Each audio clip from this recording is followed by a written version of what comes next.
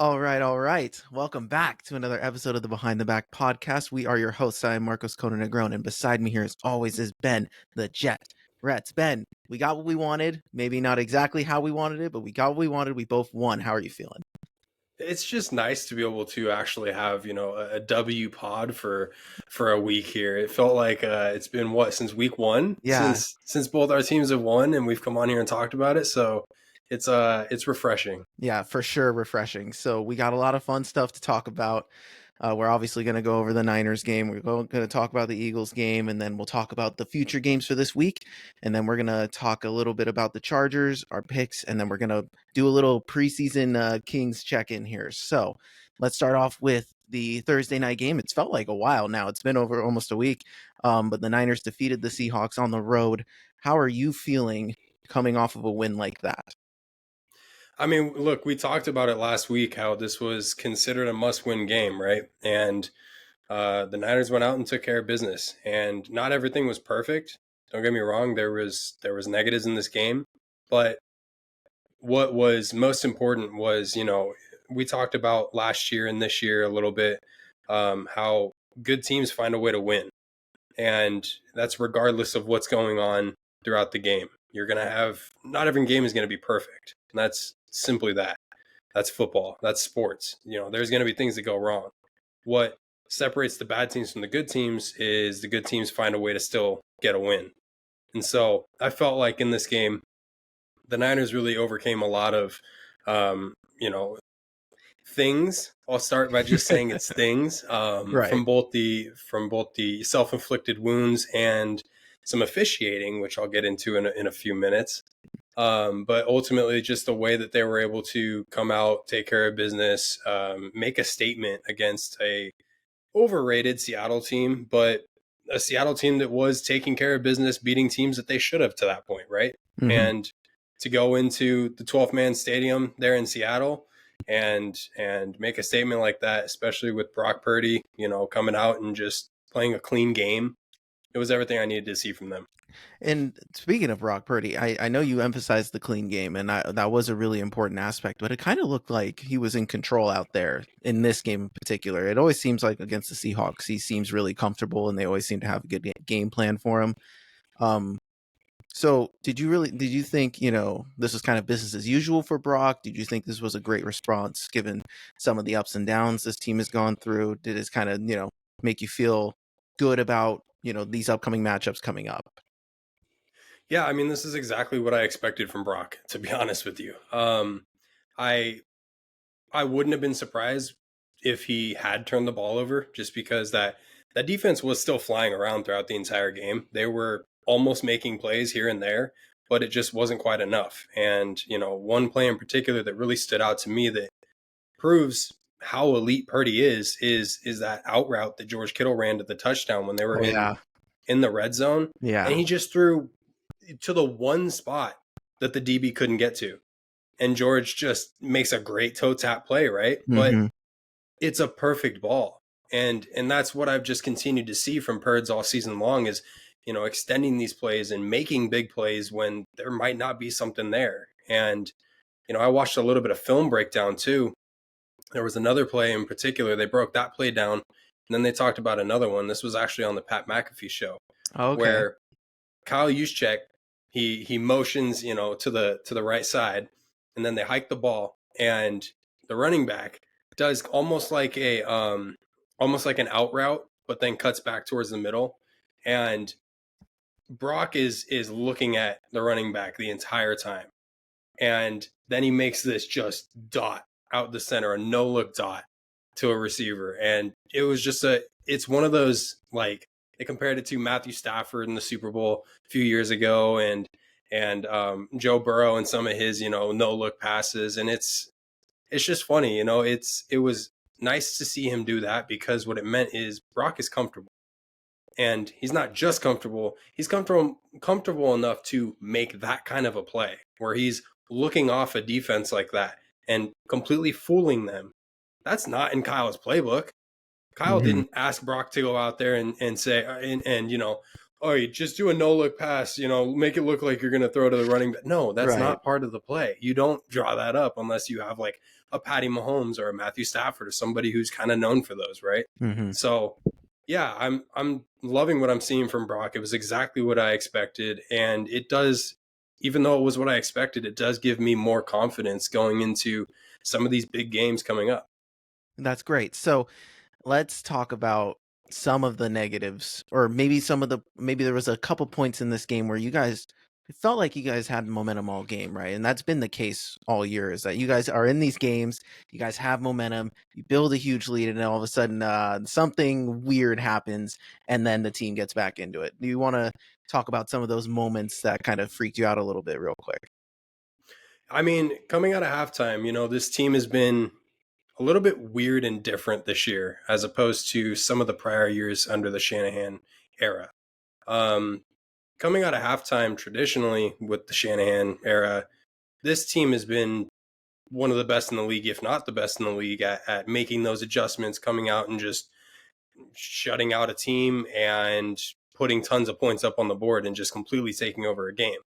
We're seeing a little bit reverse of that. It's kind of the other way around, where it's almost like the Niners are trusting their system and what they've got going a little too much. And I'm not saying that what they have isn't working or whatnot, but it seems like the adjustments that need to be made at halftime aren't being made.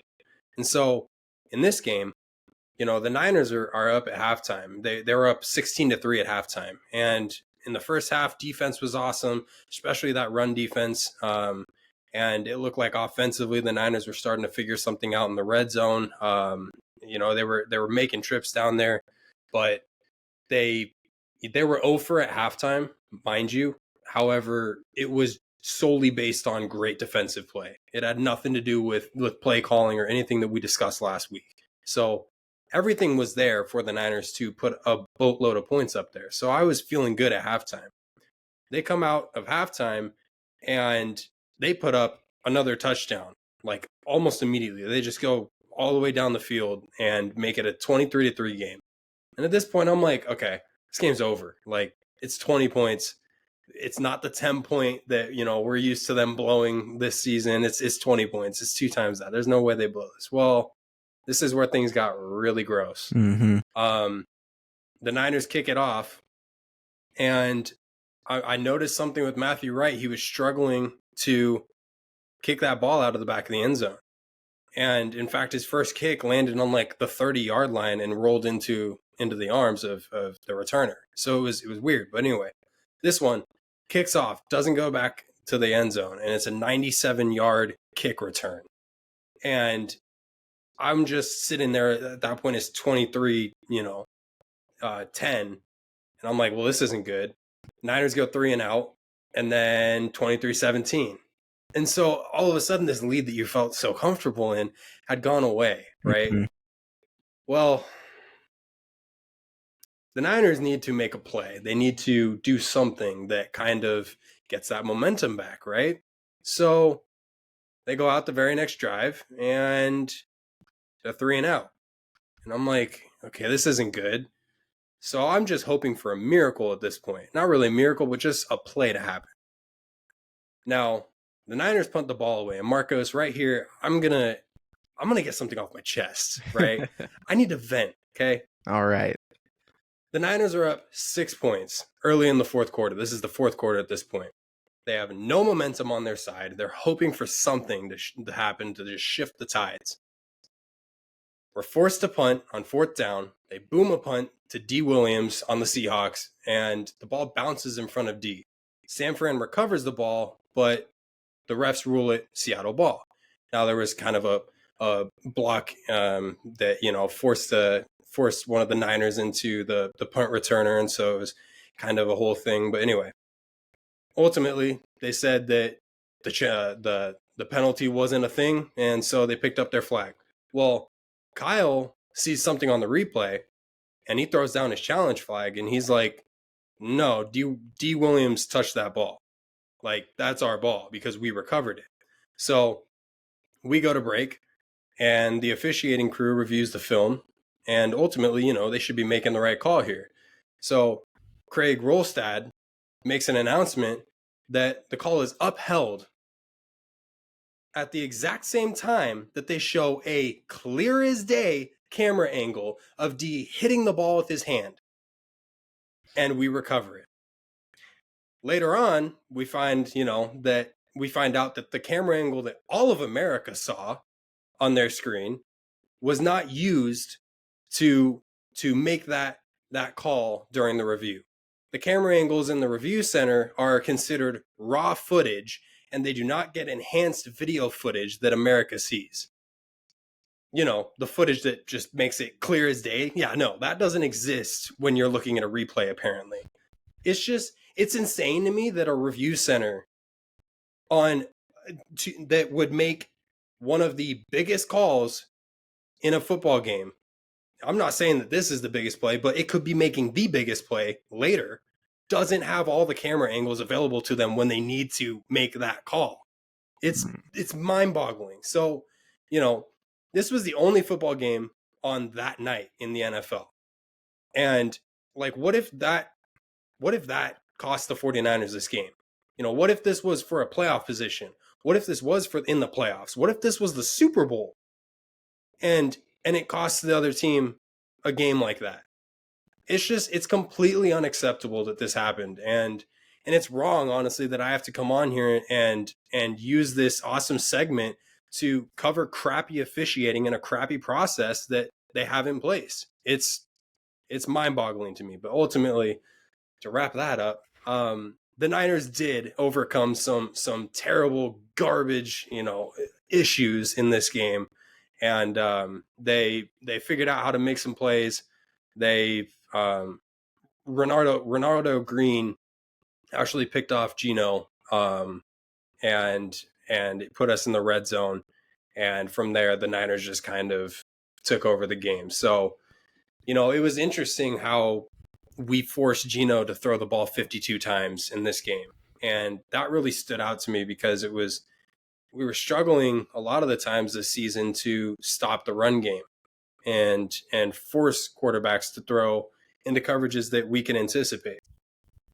And in this one, we were able to actually stop the run game. And so we were able to drop back into coverages that we knew Geno wouldn't be comfortable in. And because of that, Geno throws 2 picks. So I was really proud of this team for getting that win, but there's another one coming up this week that for a different reason we'll talk about in a few minutes. What for a different reason is a need to win. No, for sure. And I remember when we go back to the missed play with the review and everything, you had texted me. You're like, dude, I can't wait for you to see this because I missed the second half of this game, so I had to watch it the following day. And when I watched it, I immediately texted you guys. I was like, what the heck just happened here? No way. He got blocked into it. And that part was interesting too, because the Eagles did the same thing in the Tampa Bay game where Isaiah Rodgers blocked Keeley into the guy, and they or blocked this dude into Cooper, and they called a penalty on it because they said you're not allowed to do that. So that was also an interesting pickup of the flag too. So I was like, where is everyone getting these rules from? No, that's unacceptable. This is a however many billion-dollar industry, and they can't afford to have all the if we're able to see those camera angles, they should have access to see the best every camera angle too. So that was definitely frustrating. But like you said, they pulled it off, got a good win on the road. Yep. And so that was great for you guys. So let's turn the page here. Let's talk about another win, another must win that happened over here in Philly at home against the Browns. But this was not the win I was hoping for, and I told you this going in. I expected a double-digit win against the worst team in the NFL.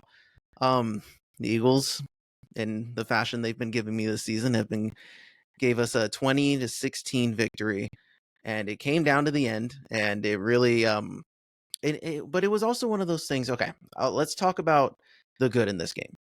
Jalen Hurts also played a clean game. His first time in 9 games not turning the ball over at all. Check. I asked for that. That's great. AJ and Devonta came back, and this offense looked like it didn't miss a beat in terms of being able to actually put points on the board. Cool. Check. That part's done. But there were at times, especially at the beginning of the game, where this offense stalled. And it's funny because when they talked to Lane Johnson after this game, he says it's weird. This offense feels constipated sometimes. Like they get stuck. So it's a very interesting dynamic. He's like, this is one of the best teams I've been around, and yet we just can't seem to figure this part out. So there was some good and some bad. But the good, AJ Brown is the best player like on this freaking team. Like he's unbelievable. And every single time I watch him, it's just he makes incredible play after incredible play, run after catch. He made 2 huge catches in this game where I'm just like, no, I don't know anyone else who can make those plays. And that for me, will lead me into my moments of the game. So I have a bunch for this one because there's some good and some bad, and I didn't want to leave anything out. So let's start with the worst moment. I got 5 moments of the game here. My first moment of the game, Quinyon Mitchell got robbed from his first INT by CJ Gardner-Johnson in this game. And dude, I was so excited in that moment. And then I just see, so basically Deshaun Watson's trying to go deep.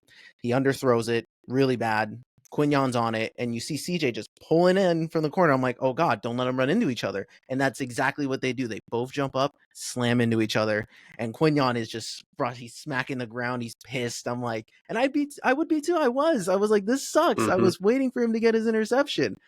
And had they lost, I would have been even more upset because that, those are turning points that you really want to capitalize on. And on at the end of the day, they still had to punt on that drive, and it was still a 3 and out. But that sucked. I wanted Quinyon to get his moment, so that was frustrating. My next moment of the game, Brandon Graham made arguably one of the best defensive plays of this game. I brought it up on the post-game pod. They were running a jet sweep, and he snuffed it out right away. And this was on 3rd down. They tried to be cute, and it dropped them back to make them kick a 52-yard field goal, which they ultimately missed, and the game was tied. This was in the 3rd, so this game was tied 10-10. And it was a huge momentum stopper because we had messed up on our first possession, and then we were able to score and get 3 points on the next one. So we stayed ahead because Brandon Graham made that play. And that was one of the few drives where the Browns were really driving in this game. So that was huge. And that was, again, his 200th start. That's the franchise record for the Eagles. So I was happy for him that he's still able to make those kind of plays in these moments. And another moment of the game I had was the Myles Garrett field goal block.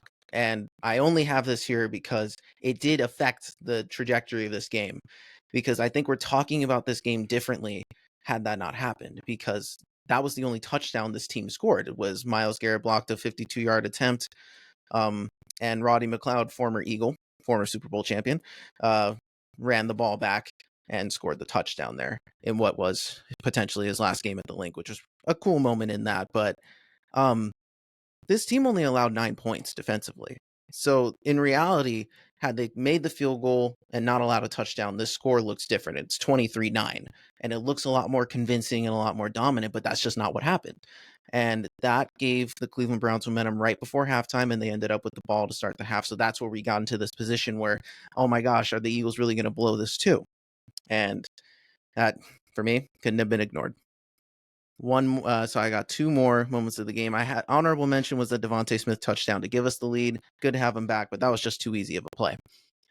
My second moment of the game was AJ Brown's first touchdown that we got early in the game.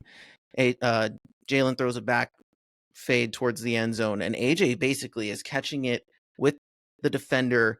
He basically uses the defender's arm as a tool to hold on, and he's bouncing, and he's still able to hold on for the touchdown. And I'm just like, this is why AJ Brown's unbelievable. And my final moment of the game is when he does this again. 2 minutes to go in the game, 2nd down and I believe 11 at this play. And the Cleveland Browns had a timeout. They still could have had the ball back had they not converted a first down at all. And this was apparently an audible by Jalen and AJ. They checked this play. They saw the one-on-one coverage and they went for it, and it was slightly underthrown, but just same thing. AJ just adjusts midair, like mid-run, and it's kind of behind him, and it slides right into the bucket, and he's able to make the catch, and that put the game away. Super gutsy play, but that's why this team can be good even when we're playing bad, is because we have so many special players that are able to do things like that. So that was my moments of the game. I don't know if there was any moments for you that like stuck out, or just seeing, from what you saw from this game.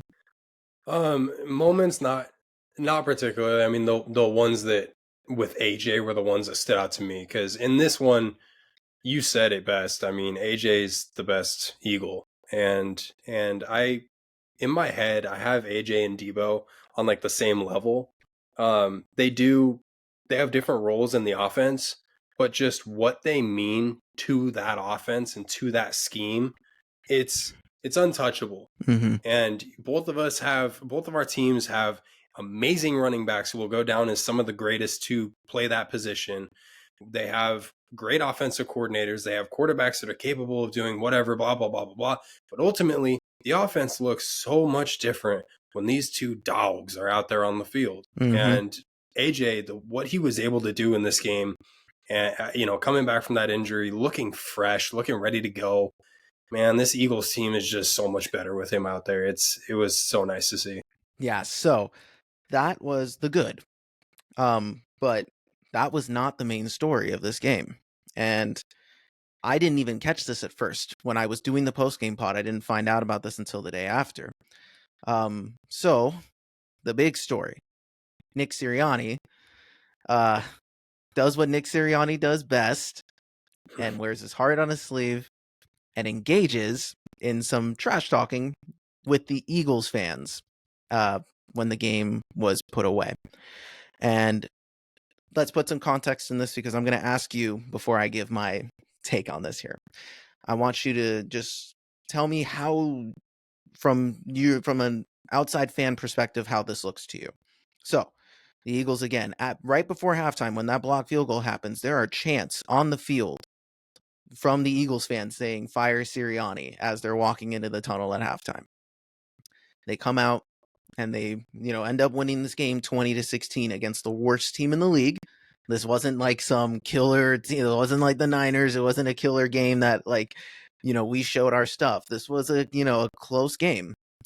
And he's chirping with our own fans, who were obviously egging him on all game. You saw the players kind of talking to him a little bit, like in a positive way, like laughing with him. But he's talking crap to our own fans. And he goes to a press conference, and there was what pissed people off on that one was that he seemed kind of oblivious to the fact that this was a win against the Cleveland Browns, and he brings his kids to the podium. And that bothers some people. That doesn't bother me. Players do it all the time. But I guess people believed in this situation that, given the fact that he was talking crap to Eagles fans and they won not convincingly, that he used his kids as a way to kind of soften any tougher questions that might come his way. Before I do anything, before I offer kind of my take, chirping at the fans, all that, what does that look like to you? Like, does that bug you? Is that a bad look? Like, what do you think? So I gave this a lot of thought because I had a feeling that this subject would come up, and if you didn't bring it up, I was probably going to. Yeah. Here's what I have to say about it. Philly, the fan base, Philadelphia in general, has a lot of bite. Those fans have a lot of bite. And it's not just bark, it's bite. And you've seen countless players and coaches and organizations like struggle with that fan base, because that fan base is y'all toxic. I mean, let's be real. It's a toxic fan base, Oh, but yeah. passionate. And so here's my initial thought of it. I'm okay with him biting back and barking back at those fans, because yeah, I mean, yeah, you got to win, and they were asking for you to get fired. I don't care, bite back at them. But where I struggle with it is for two reasons. The first one, you were playing one of the worst teams in the league at that point. You kind of had it coming, and you better get a win, and you should still be hanging your head based on how what you left out there on the field. A win is a win, don't get me wrong, but you left a lot out there, right? Mm-hmm. But actually, the thing that bugs me more than anything is just his history of doing this. It's like he's too affected by outside noise. And for me, I'm just like, focus on your team. Like, you guys have a goal in mind. You guys have goals every single week. Focus on those. Don't focus on what chatter is going on behind you or all around you. Like, your focus needs to be out here on the field and with your guys. Like, that's the part of it for me that I'm kind of stuck at. Okay, so this is great, and I can understand everything that you're saying, and I do agree in the sense that, number one, it's okay to bark at fans if you're an opposing coach, right? Like, you're going to another team stadiums, like what he did with the Chiefs fans when we beat Kansas City last year. Like, it's your opponent's fans. Like, these aren't the people that come and pay money to see your organization play every single week. It's different. That's the part that's not okay about this, is that he's chirping to Eagles fans, because, like you said, we're toxic. We're the hardest, fans on players and coaches and everybody. Everyone's under a microscope here. That's unlike any other team in the league. And the weird part is, like, I'm torn, because the Eagles organization did this thing. Like, Nick Sirianni in this press conference, he was like, "Oh, I just wanted to bring energy. The guys said I needed to be more of myself. They want old Nick back. They want the guy who's engaged, who can infuse energy," which is all I ever come on here and say for Nick Sirianni, is that's what he does best, is motivate these guys, and he's completely himself. And that's a way to get players to play their best, is when they feel comfortable around this dude. And even Jalen came out and said that they've encouraged him. Like, he has been a part of it. So this whole conversation between, oh, does Jalen like him or not, or whatever, Jalen's encouraging Nick to kind of go back to his strengths. And the part that frustrates me the most is, he comes on Monday and they have a press conference, like they do every week, and he's apologizing, and he's like, my energy is directed towards this. He used the word energy like 50 times in this thing. This sounded like the conversation he had with the owners after this game, because Jeffrey Lurie was probably like, dude, you cannot be chirping the fans. Like, you gotta do this and that. And that's okay. And this is the part where I want to kind of, like, I want to talk about this a little bit, because it bugs me. This whole Nick Sirianni attitude of it all, he's been like this since he's walked through the door. This isn't anything new with Nick Sirianni. He is boisterous, passionate, and everything I love in a head coach. I know I'm in the minority when I talk about Nick Sirianni, because I do like him as a coach. But I can't, I was also completely okay with the Eagles letting him go after the collapse last year. And this is the part that bugs me. They chose to keep him. They gave him no choice in his coordinators. They went out and chose their coordinators for him. So when people ask all the time, what do you do? What do you do? What does Sirianni do? What's all this? And they're taking away the things that he does best. They're not allowing him to be Nick Sirianni. So if you're not going to allow him to do what he does best anyways, then what was the point of bringing him back? Like, at that point, if you're going to flirt with Bill Belichick, if you're going to consider other options, then freaking go for the other options. This roster is good enough to be coached by anybody. So you put your eggs in the Nick Sirianni basket only to neuter him halfway through. This guy, he's coaching like he doesn't know what to do anymore. He doesn't know what's right and what's wrong, because the things that he used to do, which were right before when we're winning, aren't hitting the same when we're losing. And that's the part that I think that it's so two-faced, and I hate it, because, like, you're seeing bits and pieces where he's celebrating with his players and everything like that, and that's great. And again, I can't, I disagree with him going towards the fans, but all the players come out and say that's who he is. Everyone it's not like this isn't news. This isn't like new for Sirianni, and I'm frustrated with this discourse that, like, he's a clown, like he does this. He's been this way since day one, and he acts like a fool sometimes, and I'm okay with it because the players are okay with it. Jalen and him were the only two that we talked about going into this season. Jason Kelsey has repeatedly, including this week on ESPN, backed him and said that all the guys love him. This is what he does. And I don't think in his mind, given the way that he like when he had that press conference on Sunday, the way he acted, it didn't seem as if he was aware that everyone was mad at him. He wasn't aware of the fact that like this attention was being talked about. And again, I didn't even know. This was something that came up hours afterwards. And then when he came in on Monday, it sounded like he had a different conversation in his tone. He's just lifeless. And the problem is he's on a hot seat. And he was on a hot seat whether he's coaching well, but if the team had lost, he was going to get let go. Like especially after the Robert Saleh stuff, everything like that, he was going to be in a bad spot no matter what. But then you beat the Browns by 4, and then you talk crap to the fans. People were saying that this win, he got a step closer to being fired. And I hate that. Like there's so many sides to this coin, but I think Nick Sirianni got the rug swept out from under him as a person in terms of how he likes to operate and is being told how to operate. And it's leading to him just not coaching the way that he knows best.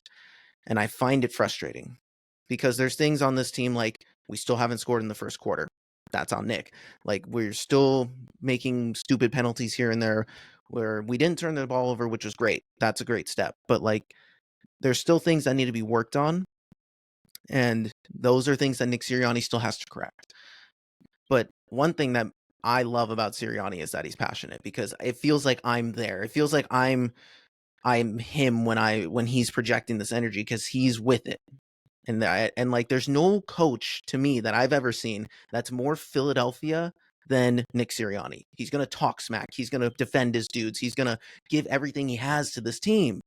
And I don't think there's going to be a coach that we hire in the future that gives the same level of passion that Nick Sirianni does for this team. And does that mean he's the best coach that we've had? No, I'm not saying that. But his record speaks for himself. It's not like he's a bad coach. He's done great things while he's here. And I just wish that the Eagles would, this starts at the top now. It goes above him. They need to pick a direction that they want from them. Like, if you don't want this version of Nick Sirianni, then just let the dude go. Like, put him out of his misery already because he's not really doing what he needs to do here. And he's making bad decisions because he's overthinking what he should be doing in this situation. That's how I see this from my lens. And I put blame on Nick Sirianni for being a little bit irresponsible with his emotions. But let's be honest, if there's people that are talking crap about you, your family's at the game, they're saying you're going to get fired, and you're just coming back and saying, LOL, look at me now, losers, I won. You're not getting rid of me that easy. I get that. That's human nature. But I think this whole thing was just blown so far out of proportion that when I texted you during the week, I'm like, I guess I'm going to have to talk about this because everyone's talking about this. And I don't understand what the heck the big deal is. Like especially for Philly. And I guess the one last point is that I guess the other argument that could be made is you could probably tell me, oh, hey, a coach yelled at their fans. You probably couldn't name another coach. Nick Sirianni is probably the first name that comes to mind when you think, oh, which coach do you think yelled at their fans this week? Like, there's not going to be anybody else. You're not hearing Kyle Shanahan doing that stuff. Like, I get that. But that's what I love about him, man. That's just me, and I know I'm in the minority. But it's funny, hypocritical that I see Philly media outlets who are all aggressive, who are all intense and love this team, and they have somebody that matches that energy, and they're like, "Oh, I don't like my coach like that." I'm like, "Shut up!" No, yes, you do. Like you just don't like the fact that this team isn't at the level that it's achieving, and you want to put it on him because this team struggled really badly. But you're not. None of them were saying this stuff when we were winning and hitting the Super Bowl and 10-1. So that's it. That's all I have to say. Yeah, no, that's 100%. Actually, you nailed that on the head. It is. This is who Sirianni is, and he's been that way since day one. I mean, like you said, and so I think, look, from an organizational standpoint. Actually, let me start from the fan standpoint. There's been a rough, I guess, 17 games. Yeah. Basically, where it's been a lot of inconsistencies. It doesn't feel like the Eagles team that went to the bowl a couple years ago. There has been a lot of pains during that last 17 games. And so obviously from a fan perspective, we talked about last week how coaches are scapegoats. I mean, look at Bob Saleh. Like he's unemployed right now because he was a scapegoat for a team that honestly, it's not his fault that they Yeah. were where they were. But I digress. From an organizational standpoint, it's kind of in the same realm. It's like, well, when you're winning and you're talking crap, I don't care. You're winning, you're doing your job. But in this case, look, man, there's a lot of issues you got to fix. You got this win, yeah, and you got whatever win so and so whatever week, right? But look, there's a lot of issues. You're not the best in the NFC. You're not the number one team. Like in your division, I can't even say at this moment, you're the best in the division. So I think from those standpoints, that's why you're seeing a lot of the media attack him this way, Right. because you kind of feel that vibe going on. But people got to remember, man, this is who Nick is. Like, he's not going to change whether they're 17-0 or 1-16. Like, it's not going to change. He's always going to talk crap, and he's always going to back himself up. So, yeah, I ultimately I agree with you. I think that's probably the right take. Nick Sirianni's always gotten the short end of the stick since he's been here. Like when he started 2-5 and did the whole flower speech, everyone crapped on him, and then we actually made the playoffs that year. And I'm in the belief that his track record speaks for himself. Right now, things are not going well, and if they continue to not go well, he will be gone, and that's just the reality that they're in right now. But with all of that added on, that does add more pressure on him. And when we go, let's talk about this Eagles-Giants matchup, because divisional rival game, this is a must-win. And I said this last week. The Giants are frisky. The Giants are competitive in every game that they've played this year. They're like the best of the worst teams, because like they hang in with a lot of these teams. They only held the Bengals, who've been cooking these past few weeks, to 17 points. Their offense just couldn't do anything. But against Philly, it's on the road. Saquon's return game. That's going to be huge. I'm excited to see how Saquon does. But Nick Sirianni is going to be the talking point in this one, which is kind of weird. If they lose, there will be calls for him to get fired, because they shouldn't be losing to this Giants team. Will they fire him? I'm not sure. But they can use this past weekend is going to be the reason why. It's not like he could lose.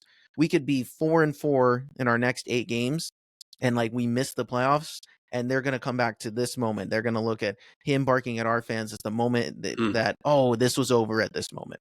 And that part frustrates me. So now every game, the pressure is now dialed up to 11. Every time they lose, it's going to be, oh man, are they going to fire him this week? Even if we have a positive record. So that's hard. That's a hard situation to be in. And I don't know if that's good for the team. But this team is perfectly capable of beating the Giants.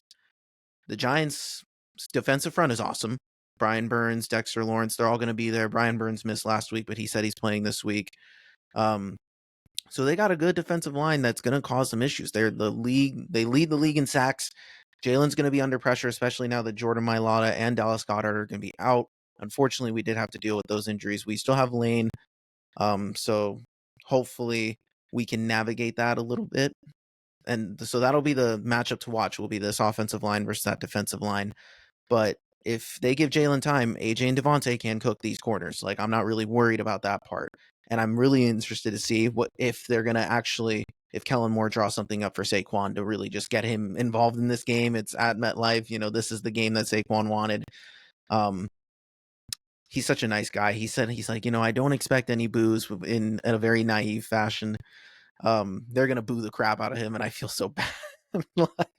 Saquon's awesome, dude. I'm happy that we have him. He didn't play that well last week. The Browns did a good job, but I expect a lot of Saquon in this game, whether it's, check downs or giving him the ball. I'm expecting a lot of Saquon.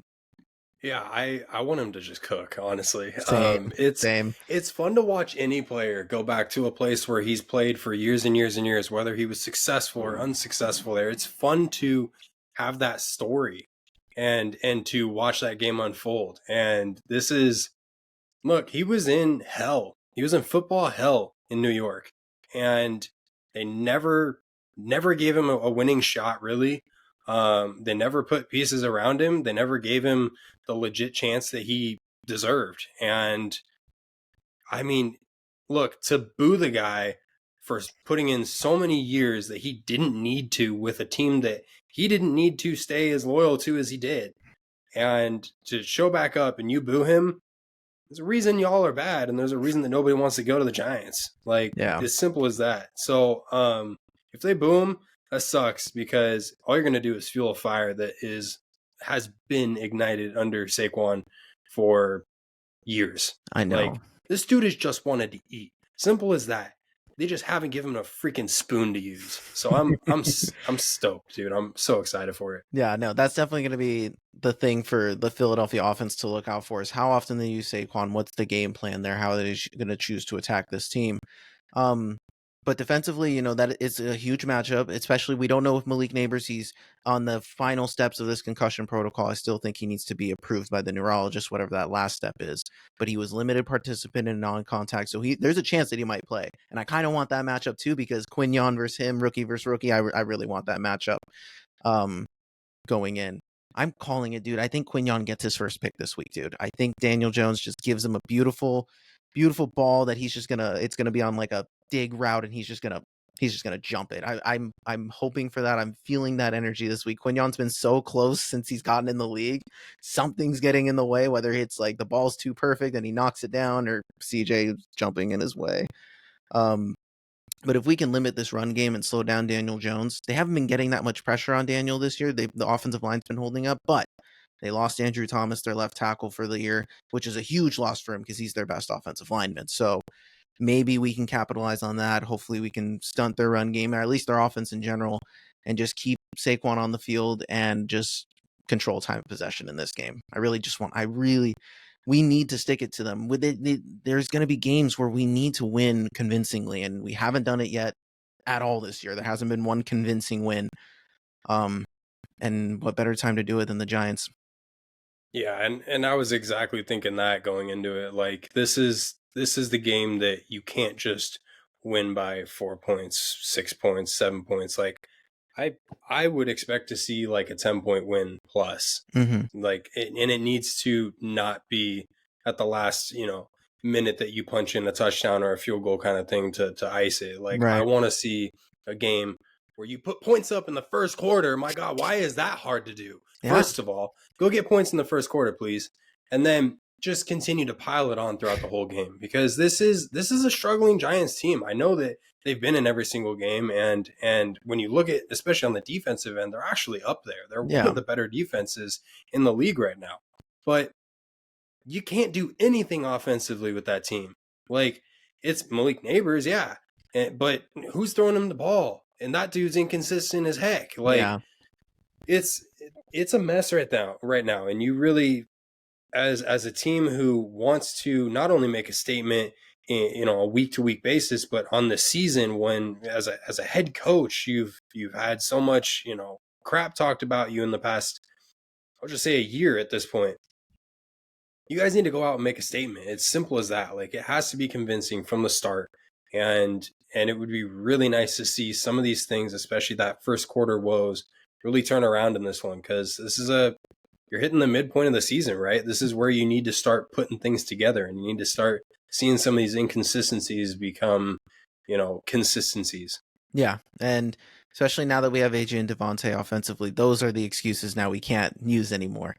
And this whole first 5 games, this is the first time in franchise history that it's gone 5+ games without scoring a point in the first quarter. So with an offense this talented, it just doesn't make sense. So this is the part where that's where you turn to coaching and say, hey, we need to do something about our opening script and get this right. We need to score out of the gate. It's 3 and out every single time we start a game, and I'm tired of seeing it. And I was worried about that going in to Cleveland, and we did it again. And I was like, why are we going 3 and out all the time? We're too talented. Why are we not getting creative here?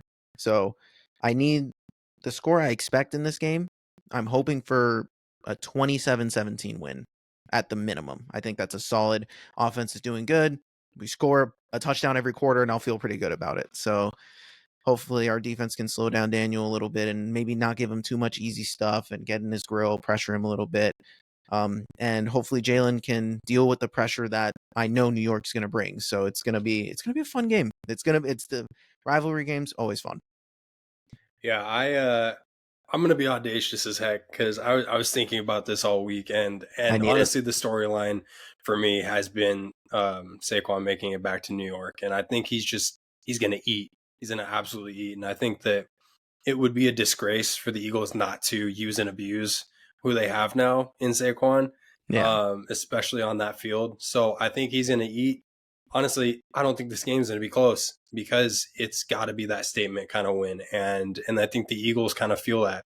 I actually have 34-14. I think you guys blow the freaking doors off that joint. I hope that happens, dude. I'm gonna feel so good if that actually happens. So, we're gonna hope for the best. All right, let's switch on over to the Super Bowl rematch. It's the Kansas City Chiefs at San Francisco.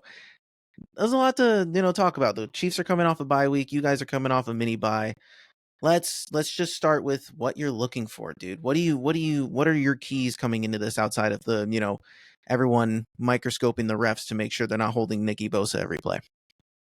Yeah, don't get me started, bro. Do not get me started. Not on the pod. Keep it offline. No, look, there's one key for me in this one. And it's stupid, it's short, it's sweet, but it's get the win. It's simple as that. When I look at this Niners team and the one wall that they have not been able to break down since this core was established inside of the Shanny era, it's beating this Chiefs team. It's been smacking your head against a wall for 5+ years, 6-7 years now. Right. And it's driving me nuts. Like, I need to see them beat Kelsey, Reed, and Mahomes. And I need it to happen any way, shape, or form. It can be a 1-point win. I don't care. Yep. I don't need to see a blowout. I just need to see that you can do it. And so, after what felt like a must win last week against the Seahawks, I'm going to kind of brief it now and get into this discussion. We're faced with another must win, but it's for a completely different reason. A win against an undefeated Chiefs team this week would turn the season around for the Niners, I believe. They would officially enter their mid-season form, which is the best form and version of the Niners under the Kyle Shanahan era. They've been incredible in that mid-season like timeline. Mm-hmm. They, for whatever reason, they put something together and then they just ride it for the rest of the season. And so I'm hoping that starts this week, and I'm hoping it's more of the same.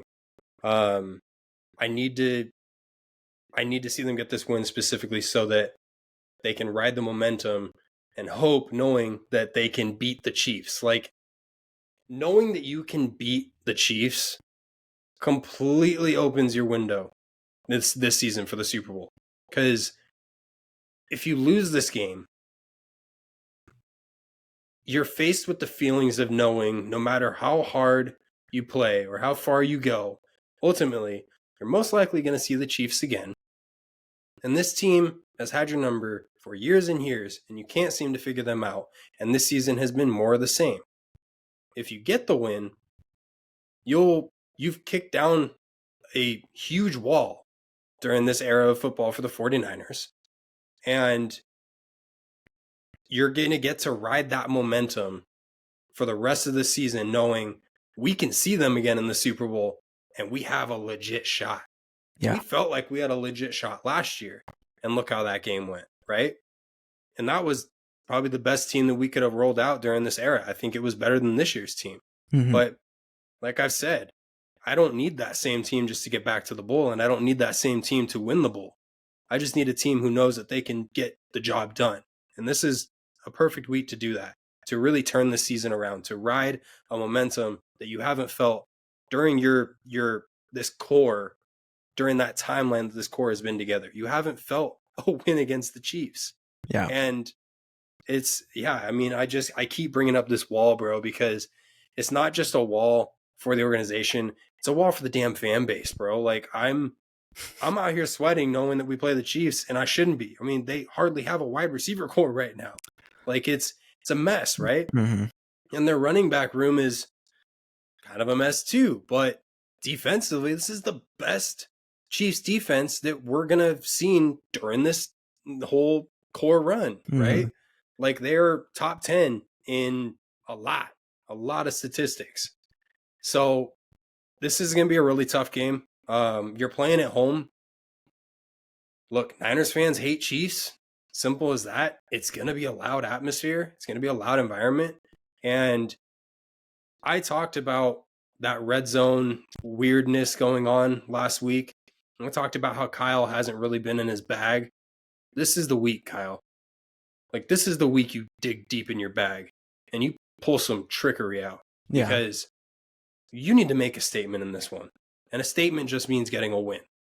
Because at that point, the media is going to be like, oh, the Niners are the best team in the league. Oh, I don't really care what the Niners say, or what the media says. But from that standpoint of getting a win against the Chiefs, knocking down that wall and feeling like you can beat anybody at that point, because that is what you feel when you beat the Chiefs, I need it. I need it, bro. What better time to do it than now, right? Especially because, just like you said about the Niners, like, oh, this isn't, last year's version was better than this year's version. Probably still is as it stands. Once you get CMC back, it's a different conversation. But the Chiefs are also in that spot. Receiver room's different. Guys are hurt. Running backs are hurt. Offensively, Mahomes has played mediocre. He's 6 touchdowns, 6 interceptions. He's just made plays at the right moments, and they've squeaked out wins this year. They've gotten away with a couple. They could have been 3-2. They could be in a different spot, but they're 5-0. This Chiefs team is vulnerable, and their defense is holding everything together. So there is a spot that they've been really weak at, though, and that's the tight end spot. This has all the makings of like a big Kittle game if they can execute the right game plan here. But you guys haven't beaten the Chiefs in 10 years. You've matched up with them 5 times. So the last time you guys beat them was 10 years ago. So past 4 matchups have been losses, and that's tough. Like, I felt that exact feeling of like getting over that wall and beating them is how I felt last year when the Eagles won. It was an ugly game. We got away with it, but we won. It showed like, okay, we had a legitimate chance in the Super Bowl to win.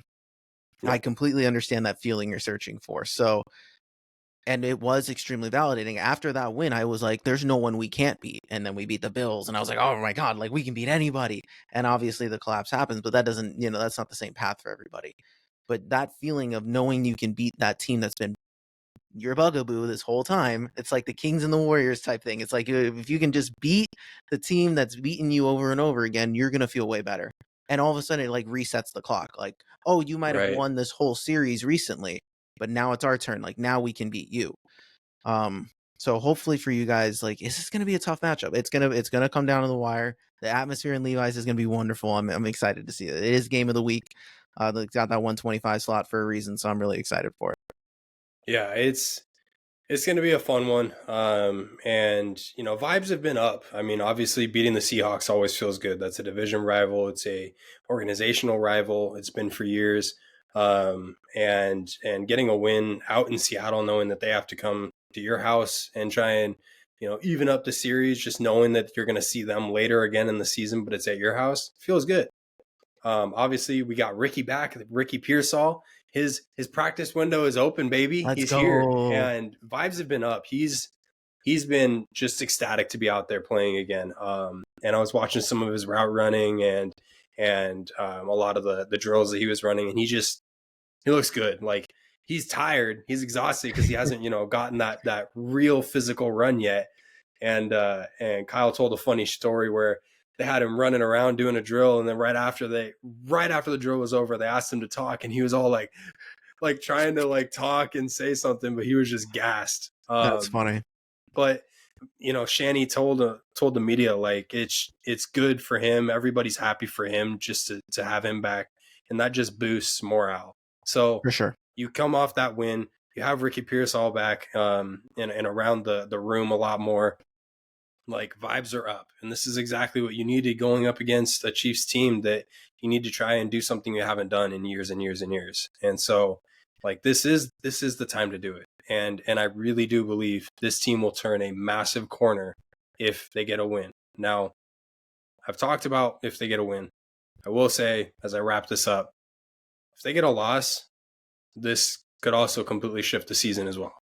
Like, knowing that you have bashed your head against this Chiefs wall for years and years, and you have plans of getting back to the Super Bowl and winning the Super Bowl and yada, yada, yada. You're 3-3.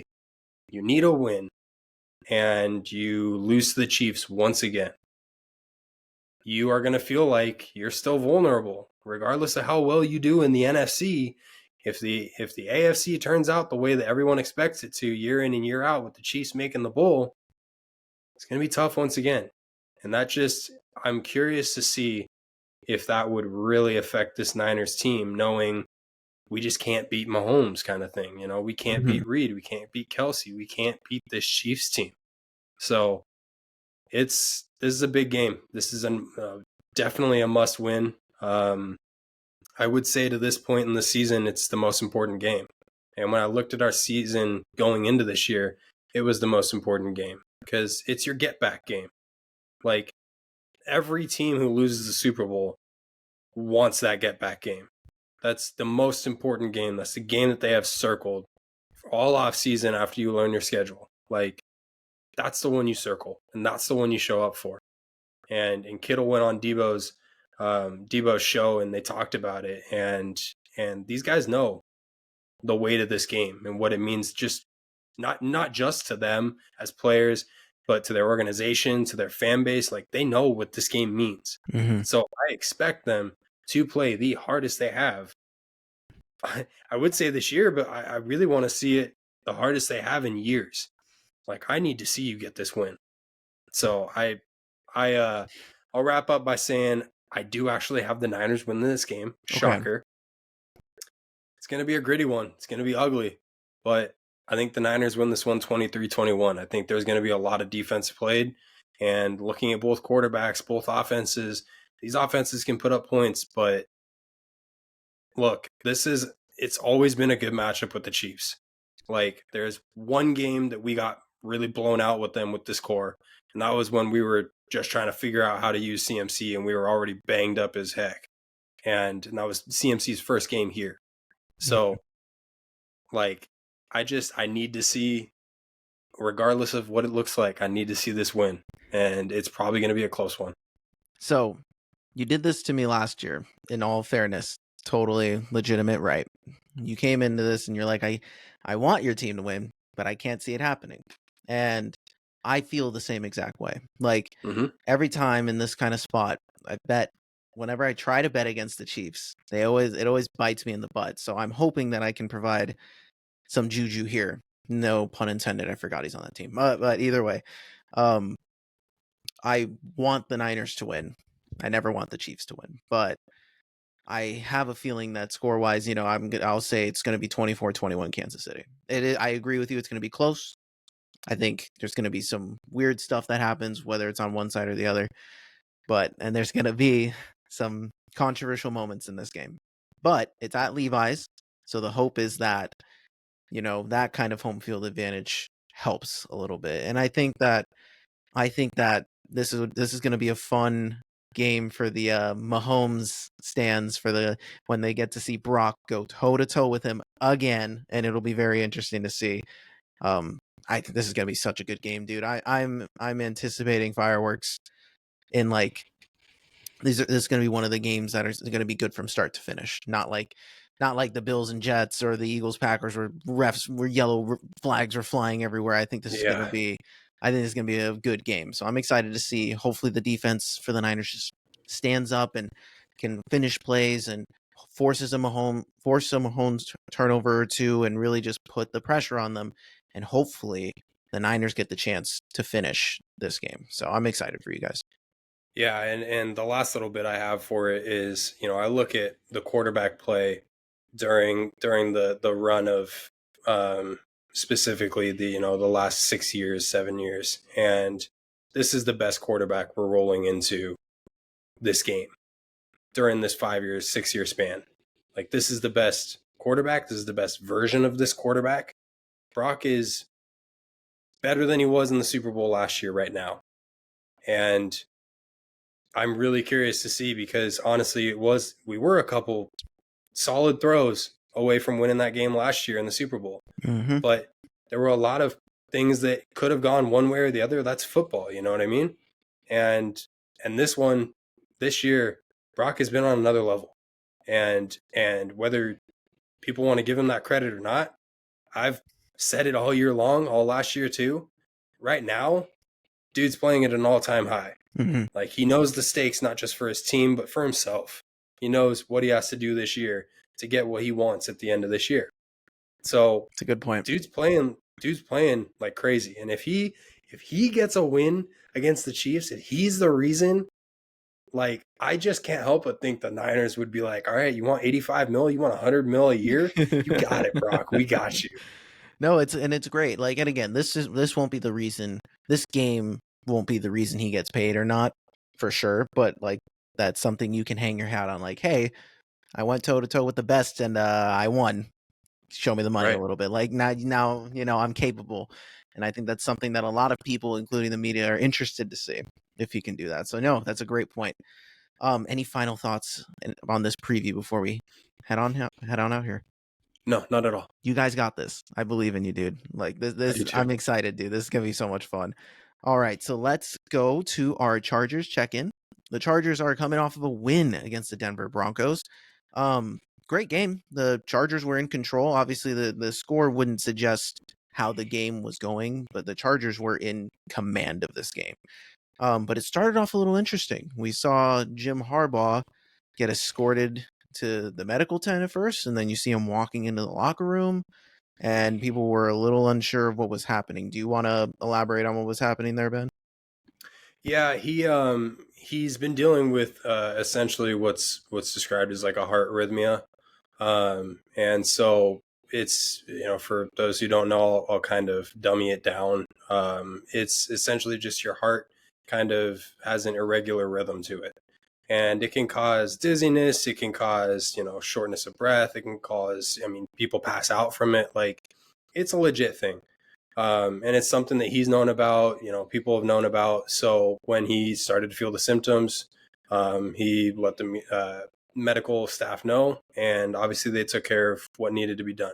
He came back into the game, and he was a lot of the reason why this team won the game. So, shout out to Jim there. He just, he really pulled through. Yeah, and glad to hear he's okay. That's always something that's a little worrying. Obviously, you see him walk out in his own power, that was the part that was confusing. Everyone's like, what happened? So, when you find out about this, it's just something it's just, he's going to have to constantly monitor that happens. So it's just good to see that he was okay, that they finished the game, that they won. But I want to give you props because preemptive props, because this team has a legitimate chance of making the playoffs, dude. They got a relatively cookie cutter schedule these next 4 weeks, and it starts this weekend against the Cardinals. The Cardinals are, I love them. I think they're frisky, but they have not won games lately, and they have been playing very bad, which bodes really well for this Chargers team, where they can attack on the ground and Herbert can just be precise and dice up this defense. I think offensively it's going to be a fun, interesting game, but the Chargers defense has been awesome all year. And you can give credit to some of the QBs they've played, some of the spots they've been in, but I'm confident and I'm starting to feel more confident now that this team might actually accomplish what we were hoping they would accomplish this season. Yeah, it's definitely promising.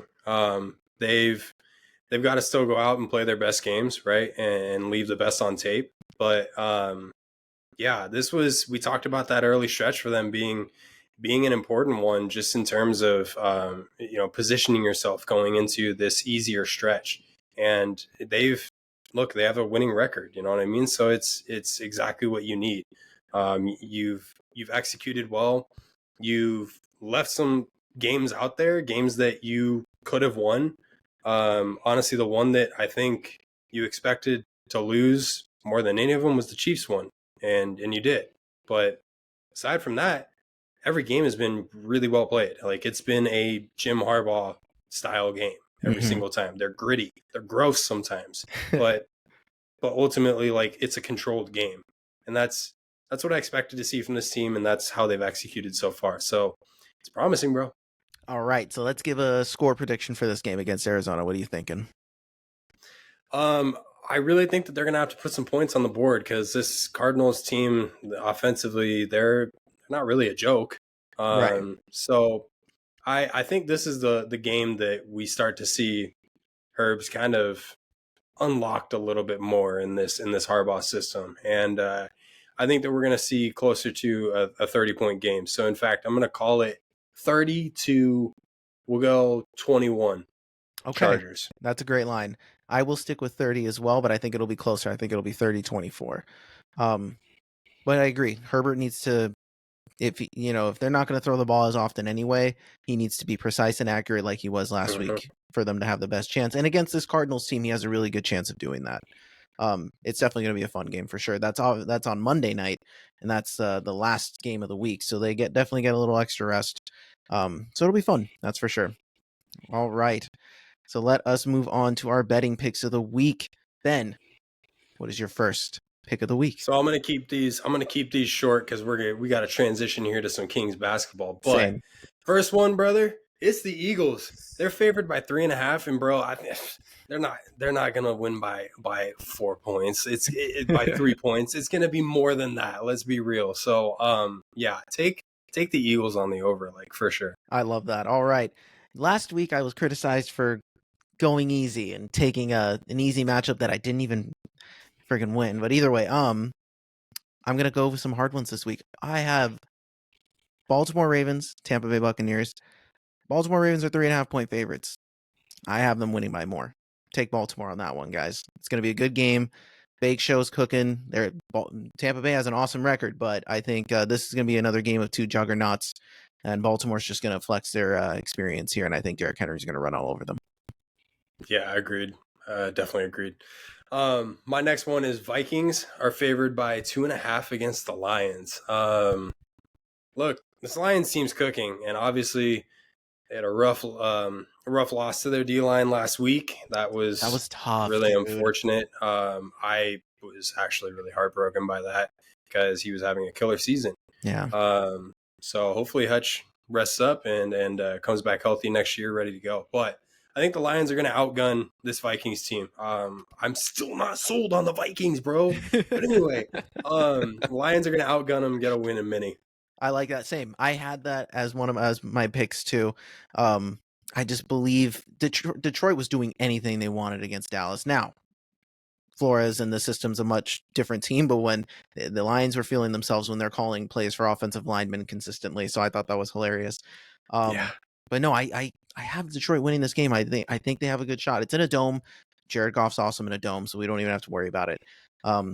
And I think this defense is going to play with a little more juice, especially with Hutch gone. I think they're going to play for him, so I think that helps. Yes, sir. So my third one is the Jets are favored by 1 point against the Steelers. Look, some big things just happened to the Jets. They got Devonta.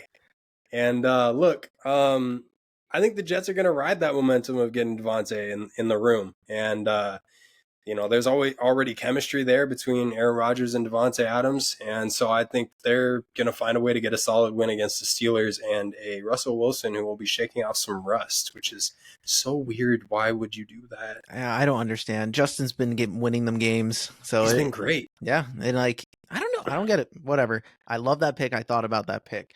But yeah, no, we'll see how the Jets look with Devonta. Obviously, his hamstrings all of a sudden healed now that he's joined the Jets, so that's good for him.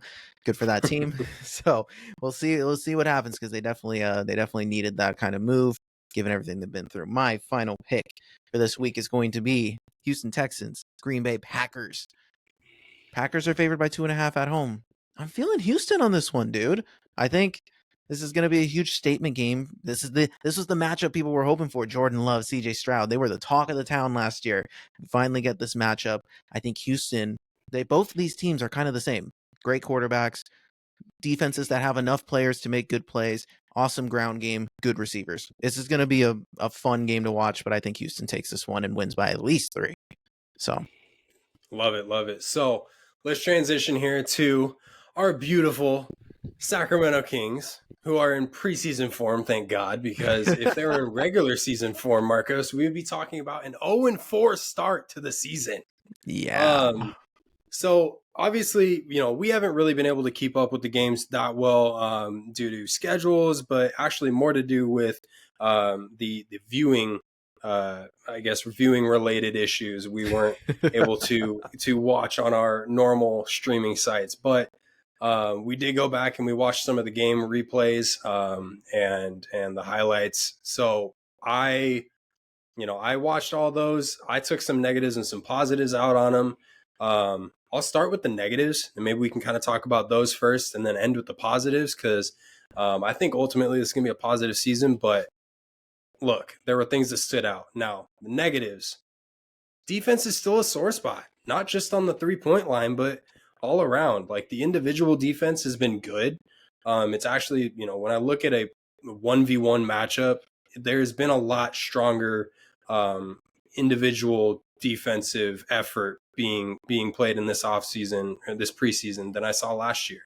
Like, one play in particular was Keegan Murray locking up Steph Curry in that first game against the Warriors. There was one play where Keegs just stayed right in front of Curry. And it was like, we talked about how Keegan looks big. He looks bulk. And he was playing like it defensively and offensively. And so it was, it was good to see that, but they can't finish plays. Like, you'll have this awesome defensive effort and it'll be, a shot up on the rim, but they won't get the rebound because Domas is, out there on the wing for whatever reason playing defense because somebody else had a breakdown. So it's like, great on him to go out there and contest, but who's crashing the board? You finish the play. Exactly. And so it's these second chance points and these, 50-50 balls. They're more like 80-20 balls, 20 being the Kings. Like, you got to finish these plays. And so I'm struggling to see them doing that so far. The other thing is the lack of depth all around. Obviously we have some injuries. That's a large part of it right now. Obviously with Trey Lyles out, with Kevin Huerter out, don't have Devin Carter. There's pieces missing to this team that are actually very important. Mm-hmm. And I know Devin is a rookie. We haven't even seen him play, but he is what Davion Mitchell will be to the Kings, but better. Yeah. And so you're looking at a team who doesn't have Davion Mitchell anymore, and you don't have anybody substituting in for him, right? Mm-hmm. So you have holes, and there's holes to fill there. Now, we'll talk about a hole that they potentially filled in a couple of minutes here today. But the last negative that I want to talk about is the 3-point shooting. It's been abysmal. They're 21% from 3 through preseason so far, with one game left against the Clippers. Mm-hmm. And I'm thinking about how much we talked about DeMar being in the system and all the open looks that's going to generate for guys on the outside. Well, there's a lot of open looks. It's just not dropping. Right. And it's frustrating. Now, we also added another guy that, could fix that problem. Same guy. Now, Marcos, you wanna talk about that a little bit? Sure. So obviously, for those, in the middle of these games, the Kings traded away Jalen McDaniels over to the Spurs, and basically the Spurs aren't even going to keep him either. So this guy, is basically just waived. Which was we thought at the time that's an interesting move. This was a guy who we brought in for height and defense and 3-and-D capabilities, and they let him go. So we're like, okay, there has to be a move for something else. Not the big move we were expecting, but we did sign Doug McDermott, Dougie McBuckets, to this team, and they got him on a 1-year deal, which is a savvy move. He fits the system offensively. We know he's not going to do that great defensively, but if he's a career 40% 3-point shooter, if he can bring that offense off the bench, that's going to be extremely valuable. And we still have a roster spot open, so there's still moves to be made. So definitely interested to see him in this uniform, especially with Kevin and Trey kind of dealing with what they're going through. He brings size and he brings shooting, so it's good to have him on board. Yeah, 100%. And I, going to the kind of building off of the size that you talk about with Dougie, he's a 3-4, so he'll play small forward, power forward, and that's kind of exactly what the Kings are missing. Like, you're missing a wing player, obviously, but to fill that 3-4 spot and have somebody to that you can kind of throw in different lineups, because Mike loves to change up lineups all the time. Not necessarily his starters, but he'll throw different looks at a team multiple times throughout a game. And nothing ever feels consistent until the last 15, 20 games of the season, where you start to lock in that 8 to 10 man rotation with his teams. So Doug works really well because you can throw him in a bunch of different lineups and have him play small forward or have him be the power forward. And you can have him playing along with Alex Len or with Sabonis. So, and, going back to kind of Doug's previous, he played with Sabonis a number of years ago with Indiana. And so there's already some history there. And I found out today that Kevin Herter actually called Doug McDermott when Kevin ended up on the Kings.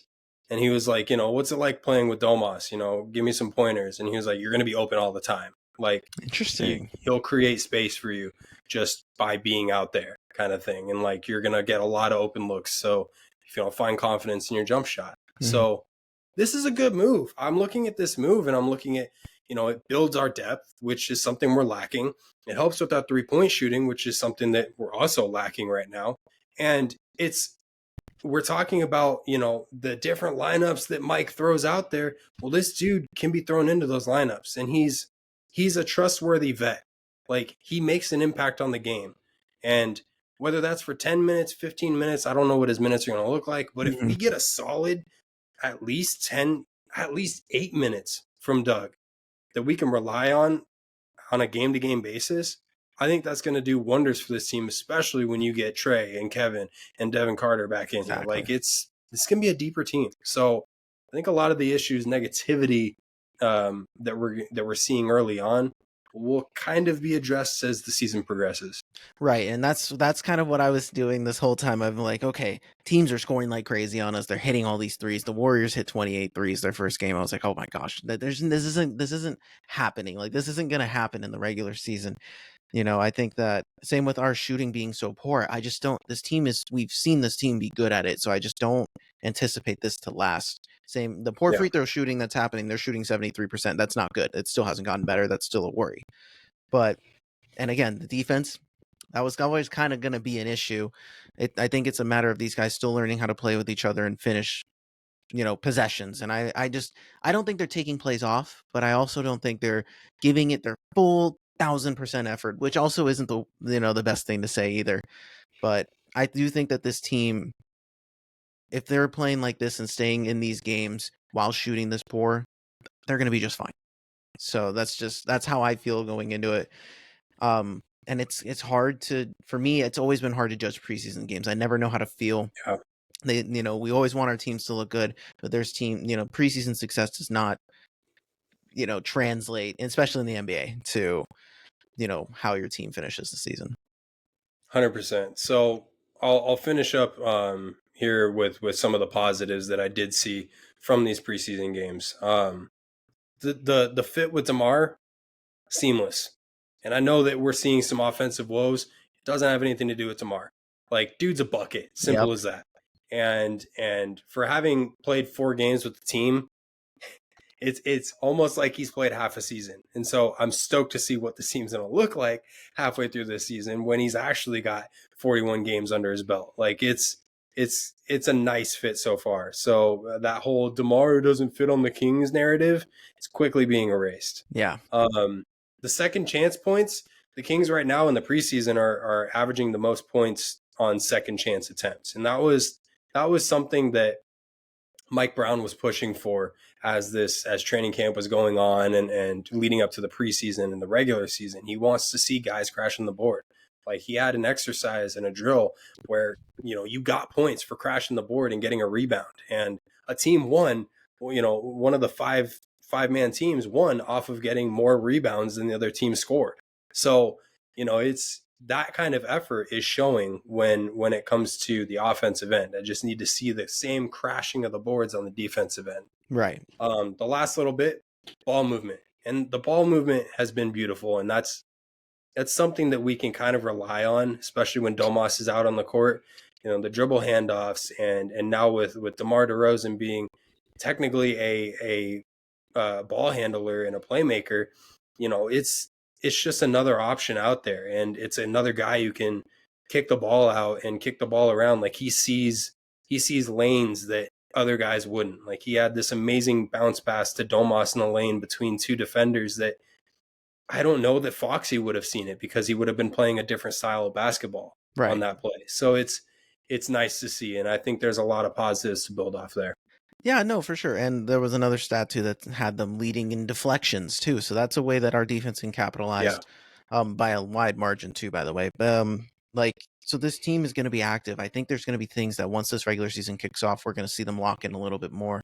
And the game is going to feel that everyone's going to feel that pressure that these games actually matter. So it's going to be a little bit different. No, so it'll be interesting to see. But I agree, these are things that are, we want to look out for. These are trends that we got to pay attention to, because if they continue into the season, then these are the things that moving forward we have to look out for. So no, it's good to always take a temperature check going into the preseason, going into the regular season, to see how this team will end up. For sure, yeah. So they play one more preseason game against LA, the Clippers, and after that, it's prepare for the regular season, Let's because go. we're about a week away when this episode comes out. So this is exciting. We're getting into the season. It felt like the longest off season ever, and Yeah. we're finally here. So it's going to be a fun one. Yeah, I'm excited. I'm excited, dude. All right, any final thoughts before we head out here? No, sir, all good. This was awesome. All right. This was episode 61 of the Behind the Back podcast. You can hit us up at behindthebackpod13@gmail.com. Hit us up on any of our social medias that are located above. For all you audio listeners out there, the links are in the description below. Please give us a like, follow, subscribe, rate the show, comment, all that fun jazz. We love communicating with you guys. Give us all your hot preseason takes before the Kings season starts. Let us know if the Niners are going to beat the Chiefs, if the Eagles can avoid a collapse. So please hit us up at any time.